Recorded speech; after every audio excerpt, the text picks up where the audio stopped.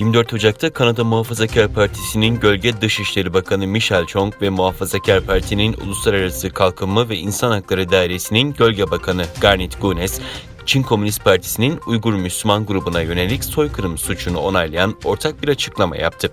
Açıklamada Kanada Muhafazakar Partisi'nin Çin Komünist Partisi'nin Doğu Türkistan'daki Uygurlara ve diğer Müslümanlara yönelik soykırımından derin endişe duyduğu ifade edildi. Açıklamada Kanada Uluslararası İnsan Hakları Alt Komitesi ve 2 ABD hükümeti de dahil olmak üzere bazı kurumların Çin hükümetinin soykırım ve insanlığa karşı başka suçlar işlediği sonucuna vardıkları belirtildi. Bu suçlar arasında sistematik nüfus kontrolü, cinsel şiddet ve toplu gözaltıları bulunuyor. Açıklamada bu nedenle Trudeau hükümetinin Biden hükümetiyle birlikte Çin Komünist Partisi'nin Uygurlara yönelik soykırımını resmen tanımaya çağırıyoruz ifadesi kullanıldı.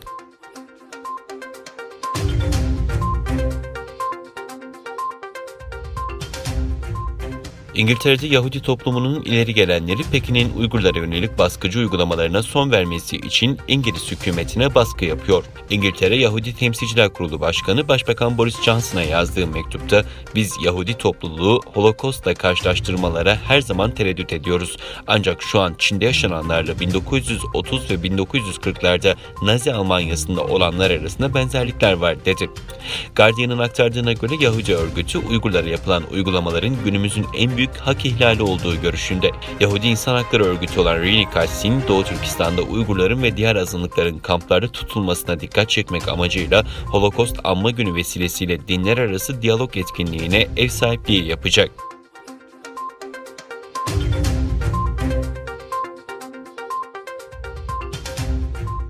Çin tarihte ilk kez sahil güvenlik birimlerine yabancı gemileri vurma izni veren bir yasa çıkardı. Çin'in en üst düzey yasam organı olan Ulusal Halk Kongresi Daimi Komitesi yeni sahil güvenlik yasasını dün kabul etti. Yasa sahil güvenlik birimlerince yabancı ülkelere ait gemilerin neden olduğu tehditleri önlemek için tüm gerekli araçları kullanma izni veriyor. Yasada hangi silahların hangi koşullarda kullanılacağı da açıkça belirtiliyor. Ayrıca sahil güvenlik personeline Çin'in hak iddia ettiği sularda yabancı gemilere çıkarak inceleme yapma, gerekli durumlarda geçici yasak bölgeler oluşturma hakkı tanınıyor. Çin Dışişleri Bakanlığı sözcüsü yaptığı açıklamada yasanın uluslararası uygulamalarla uyumlu olduğunu belirtti.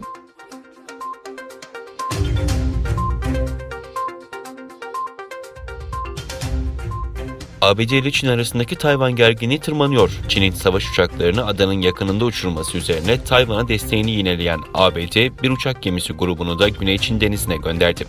Amerika Birleşik Devletleri Dışişleri Bakanlığı tarafından yapılan açıklamada Çin'in Tayvan dahil komşularına gözdağı verme çabalarının endişeyle not alındığı ifade edildi. ABD Dışişleri Bakanlığı sözcüsü yaptığı açıklamada Pekin yönetimine Tayvan'a yönelik olarak askeri, diplomatik ve ekonomik baskıyı sonlandırması çağrısında bulunarak Tayvan'ın demokratik seçimlerle iş başına gelen temsilcileriyle diyaloğa girme çağrısı yapıldı. Açıklamada Washington'ın Tayvan'la bağlarını güçlendirmeye devam ederken Çin'le söz konusu ada ülkesi arasındaki barışçıl çözümün desteklendiği belirtildi. Pekin ise henüz konuyla ilgili bir açıklamada bulunmadı.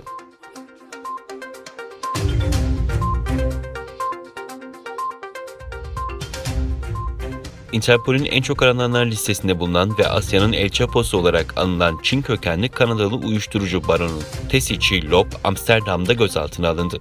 Kampanya olarak da bilinen Asya Pasifik merkezli suç örgütü Samgor'un lideri olan 57 yaşındaki Tessie Chi Lop Amsterdam'da havalimanında Kanada'ya giden bir uçağa aktarma yapmak üzereyken polis tarafından durduruldu. Hollanda Ulusal Kriminal Soruşturma Dairesi Avustralya polisinin talebi üzerine Tessie Chi Lop'un geçen Cuma günü tutuklandığını açıkladı. Avustralya polisine göre bu ülkeye kaçırılan uyuşturucunun %70'i Tessie Chi Lop'un başında bulunduğu Samgor adlı mafya örgütünün sorumluluğunda.